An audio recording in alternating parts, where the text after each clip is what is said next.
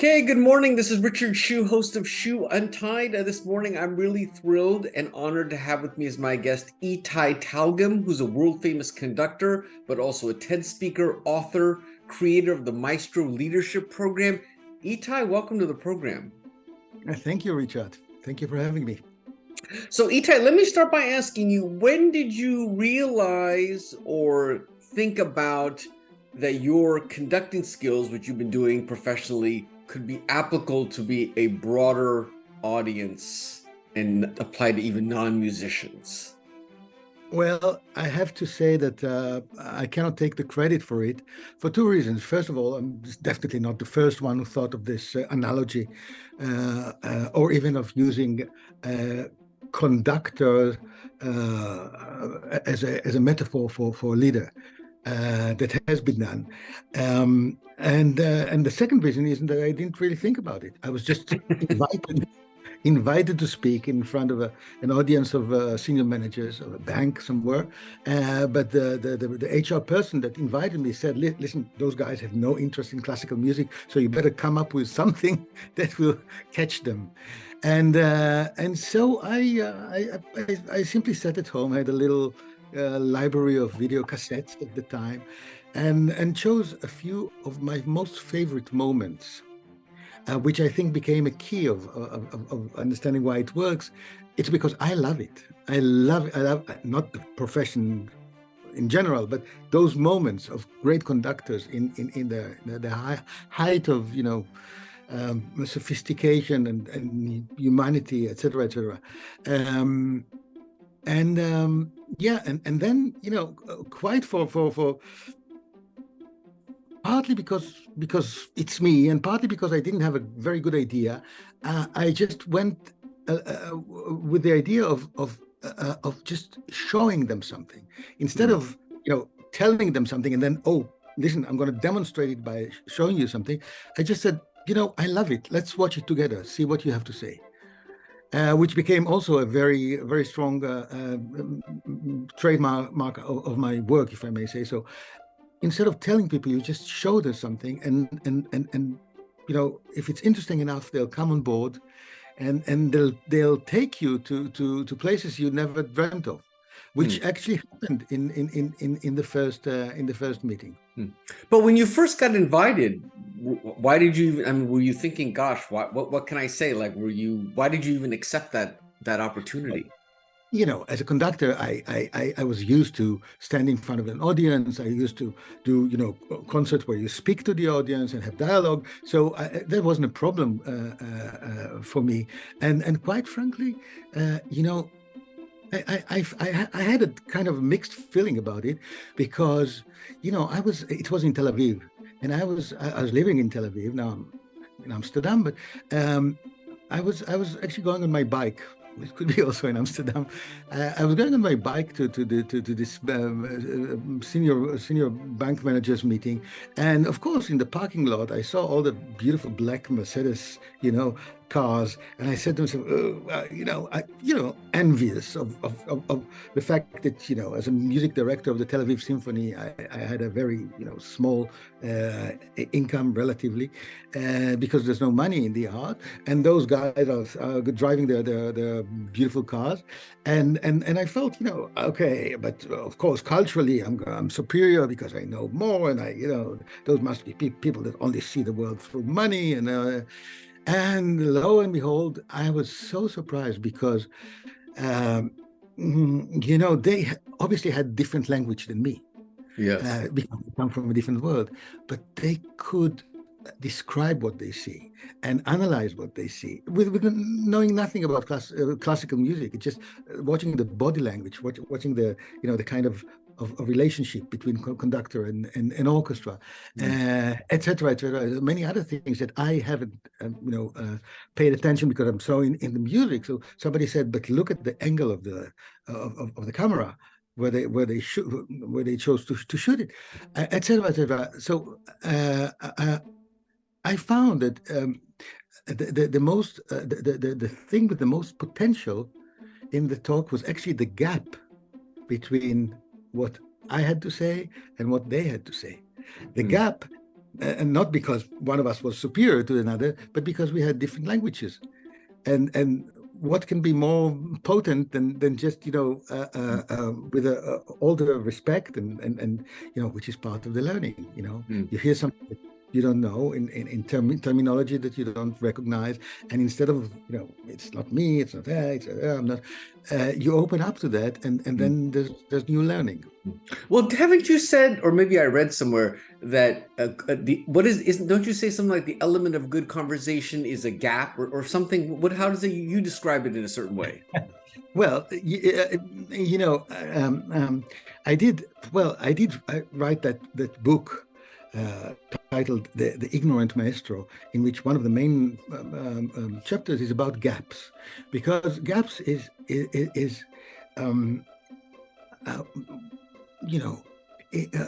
in every relationship. There are those things you don't talk about. You prefer to avoid. In every organization, there are areas where it's best to assume that, or if something happens, and you don't want to really get into it, then you find a way of covering up, saying, okay, we'll have another procedure where we get to this. Okay, we go around it. Things like that. People are very afraid, in my experience, of voids, places where you don't really know what to do. And a void, if it's completely empty, it's senseless. But if you manage to understand the gap, that is, to give it a perimeter, understand who's standing on what side of the conversation, and make it into a gap, then the gap will be very fruitful, because the true opportunity for something new to emerge. Can you give an example of how one might, that perimeter gap thing? I mean, it sounds very interesting, but can you is there an example you can share with me? Example of a gap. I'll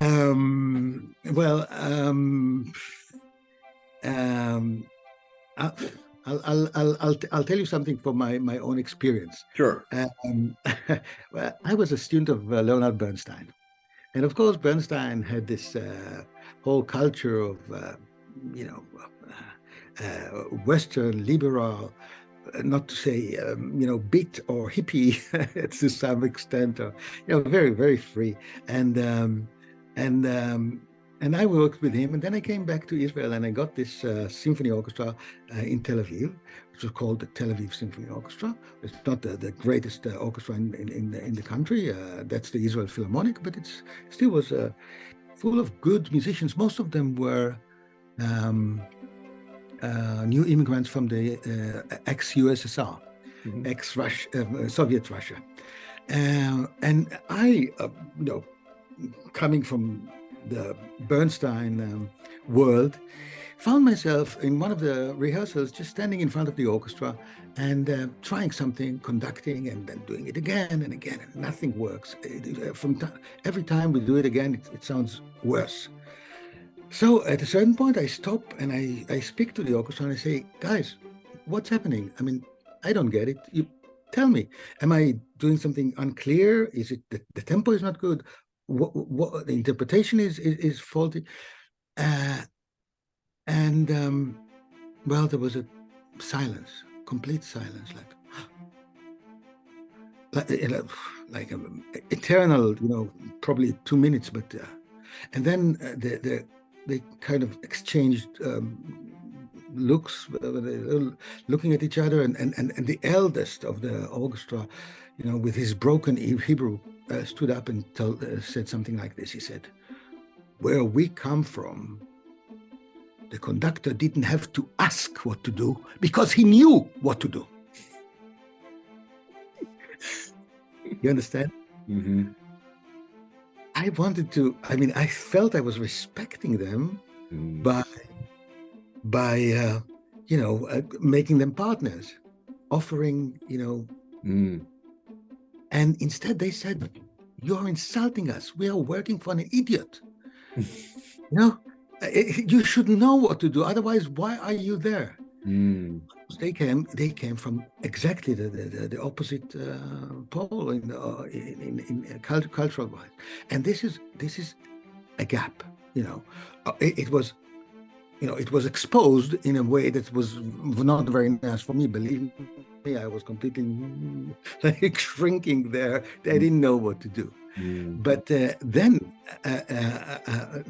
not the same day, but later, I could open it up with them and then see where their expectations came from and where mine were formed, and what did it mean? What was my intention? Why it was, and of course, there's no right and wrong here, but there's so much ground potential for growth there, because you present something vulnerable. You don't say, you primitive, Soviets, you don't understand, and they don't say, you idiot.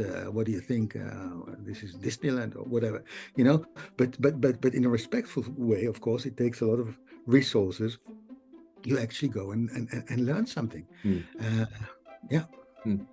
Let me, this is a little bit off topic, but I've always been kind of curious because being a musician myself, what is the main skill difference? I mean, obviously you're a musician, but what is the main skill difference between becoming a musician and a conductor? Like, I'm always kind of curious, what does it take to be a conductor than just a good musician? Well, I think, first of all, I think that being a good musician, I mean, instrumentalist or a performer, personally, I think it's much more difficult than being a conductor. It's not like, okay, you're a musician and then you become a conductor. It's not like something added to that. It's a different approach to making music, and if you're there, it means you at least try to discover in yourself those qualities that make you a good medium for making other people, come together, share, open up, all the things that make a good maybe a good leader, certainly a good conductor. Now, do you necessarily understand Mozart better than the first violinist? I'm not sure, but your job is completely different. That's why you see great instrumentalists that try to move to conducting, and it's most of the time it doesn't work, and not because they're not good musicians, because it's a different set of skills. Fortunately, you don't see great conductors trying to become great instrumentalists, because everybody understands that you need a different set of why is it you think you're more suited for being a conductor than a musician? I assume you at some point you figured out you're better off as a conductor. Why is that? Well, in my case, my particular story is maybe you don't want it's not something you can learn a lot from, but in my case, I was just growing up in Israel at the age of 18, one has to go to the army.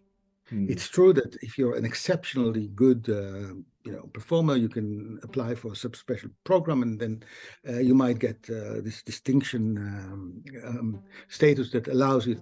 But I didn't want it. I went to the army, and then I became an officer, and I spent 4 years in the army. In a combat unit somewhere, which might have been, I mean, officer schools and all that might have been a real part in my development as a leader, maybe, but definitely after 4 years, when I came back to the piano, okay, so I kind of decided that if I wanted to be a musician, I studied philosophy and gradually was drawn back to music, but I understood that I needed to do something else. On top of it, I always liked to be, this kid that's making jokes and wants to be in the middle and all that. So I simply liked that place in the center of. But that's of course not enough, and maybe that is the reason that after 20 or so years in mainly, I mean, doing conducting is the only thing. I now shifted to doing this speaking and conducting, mostly speaking. Because for me it was really about the relationship with people, more than to actually get the best musical. I don't know if I had any any relative advantage in creating the best musical products. I think I understand music. I was lucky to be assistant to Claudio Abbado, to Leonard Bernstein. Can't. But actually, to stand there and to do the job, it's like a CEO and a consultant. Maybe you have very intelligent consultants that can really give good help to. But to be a CEO, it's something completely different. You have to really want to do it. You have to be committed. Maybe that's the one thing I would say about conductors: commitment. I mean, endless commitment to themselves and to the music and to get it done. Because as a conductor, you always kind of swim against the stream. Being a musician, you know what I mean. Because, whatever you do, I mean, it's a famous saying, I don't remember who said it, what conductor. Whatever you do, 90% of the people will hate you at least 90% of the time. So, yeah, you always, because if you look at the organization, it's like that. It's people that are very, very good, probably have artistic egos, with whatever comes with it, and you put them in ranks in an orchestra. They have to sit, and they all have to do the same thing. I mean, all the violins, all the violas, and all that. Of course, there are also soloists and solos within the orchestra, but mostly it's about submitting to somebody else actually leading the process, or simply, in most cases, just telling you what to do. And, once every season, you will have a fantastic conductor, and he'll go, wow. And most of the time, you'll say, that was just routine. And many times he will say, he ruined my beautiful Mozart. I hate it. So you have to work against that, against this fatigue, against the boredom, against the routine of orchestra musicians, and one has to have a huge willpower to do that. I'll just say that moving from conducting to conducting musicians to conducting people out of music, is the first thing is people are so grateful for just the simple thing that you bring some music into the lecture room, into the the board meeting, into the conference. It's about music, and it changes everything. So I glide on the wave of music first of all, and that makes a huge difference. Well, and certainly music being a universal language is fantastic, right? So it's a commonality, you establish that immediately. Well, tell me, now that you sort of transitioned, well, I guess now you do conducting and you do leadership, what are some of the themes that you try to, communicate in leadership that you've learned from your conducting days? And many times from my mistakes in my conducting days, or shortcomings, or just the opportunity to work with real great conductors.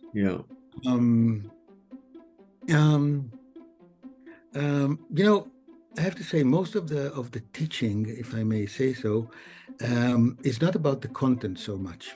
Most of the teaching happens simply in the room. And that is, my system is quite simple. I invite people to watch a series of, let's say, great conductors in concerts. If we have more time, we can also look at the way they rehearse, how they prepare for a concert. I mean, there are many aspects. You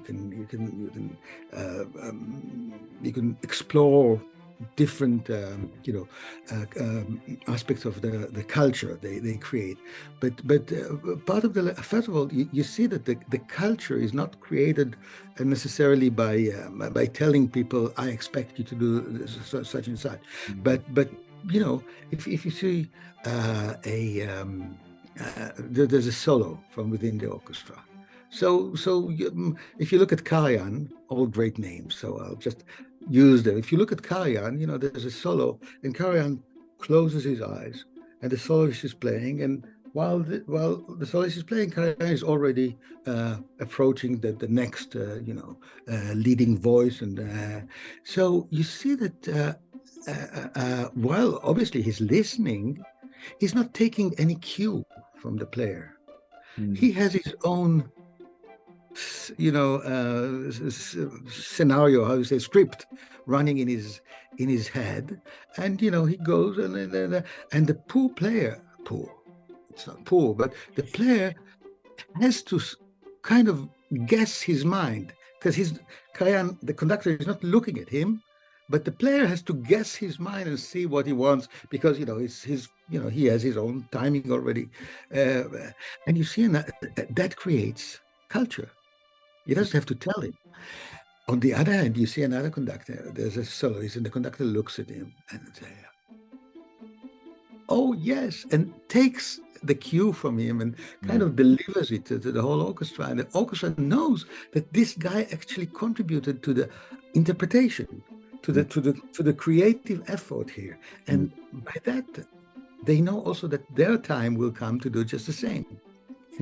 So that creates culture. And now what I do in my lectures, in my talks, I prefer to call them, is quite similar. Maybe not as good, but in principle, it's similar in the way that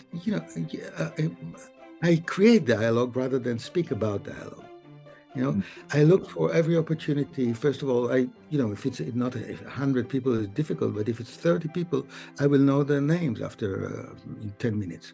And so I can create relationships with them. And then somebody says something, and that connects to something that somebody else said like 10 minutes ago. So, I'll make the connection. And gradually it becomes clear that this is a group effort. But I don't have to tell them, listen, now we're going to create together something out of observations. It just happens. I don't even, have to. One of the greatest, I think, compliments I got after the TED Talk or one of those was somebody writing, he spoke for 2 hours about leadership. He never mentioned the word leadership once. It was not needed. It was not needed. It's something that emerges. And so I'm saying I'm showing those little videos, and I of course make it my business to make people interested and kind of cajole them into having a conversation, but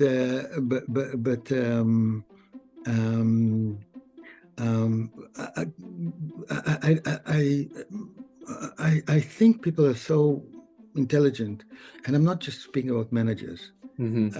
It's a good moment to say that while working with senior management or high politicians, Davos or places like this, of course you meet highly intelligent people, but sometimes you go to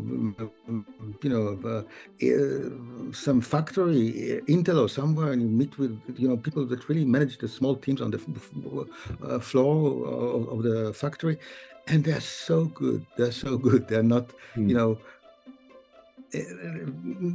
they're clean in a way, but also intelligent. I mean, so intelligent doesn't go with the rank in the organization or something. And sometimes you really,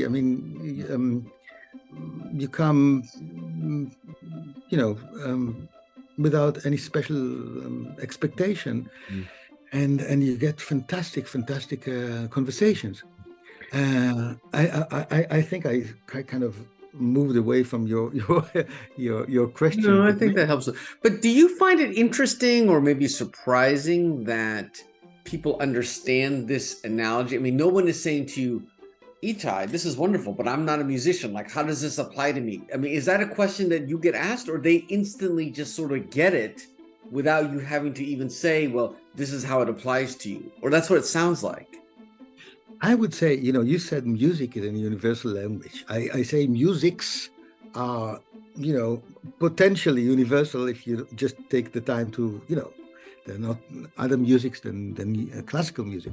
Luckily for me, classical music has become a world phenomenon. But certainly, if you look at musicians, I would say music making is universal. Because even if you listen to some music from Iran, or maybe something. I'm just trying to think of something that I don't really know. But if you turn off the sound, you look at the way people refer to each other, move with each other, exchange the glances, or all this. This is definitely universal. So I think I really don't work through music as much as I work through this idea of watching, observing people making music. So how much time do you spend now conducting versus this teaching and giving talks? Is it half, or what's the ratio now? No, I do more talking these days. I work with orchestras, special concerts, or in connection with this kind of work. We take all the managers of HSBC and put them in a huge hall somewhere, and take a symphony orchestra, and then do this kind of live with the orchestra, letting the orchestra people also comment about things, and of course, live music is always uplifting. Do you enjoy this more than conducting, or you would not say that? I would say I enjoy it more. I mean, interesting. It is just me. I mean, I wouldn't say, I wouldn't, say it's more enjoyable in principle. But for me, I find that I'm as I said, I'm really more interested in the relationship with people than the process of creating great musical performance. Yeah. Well, don't you ever kind of think to yourself how fortunate or fortuitous this has been that you've discovered, you spent your life, obviously being a conductor, you're great at it, but then to discover something else that came out of that, I mean, you must just feel amazingly fortunate. I am very fortunate for this ramification, something that organically grows out of something else, and uses really the knowledge and gives me so much confidence there, because I know, I've been there, I am there, I know what I'm talking about. It's not describing something that's outside of you. It's just talking about yourself.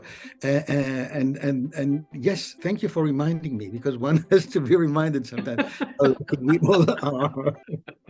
Well, there are very few people. I've interviewed a lot of people for my podcast, and many of the people I talk to, of course, they love what they do. But I think in your case, it's somebody who loved what they do and found something that they loved even more, which, that's doubly amazing. So, that's just wonderful. Thank you. Yeah, I'll keep reminding myself this, because yeah, of course. Yeah. Well, Itay, I really appreciate your taking the time and sharing part of your story with me. It's wonderful listening to it, and it's incredible what you've done, and really appreciate your taking the time to chat with me. Thank you so much. I enjoyed our conversation very much. This is Richard Hsu and Itay Talgam. Thank you.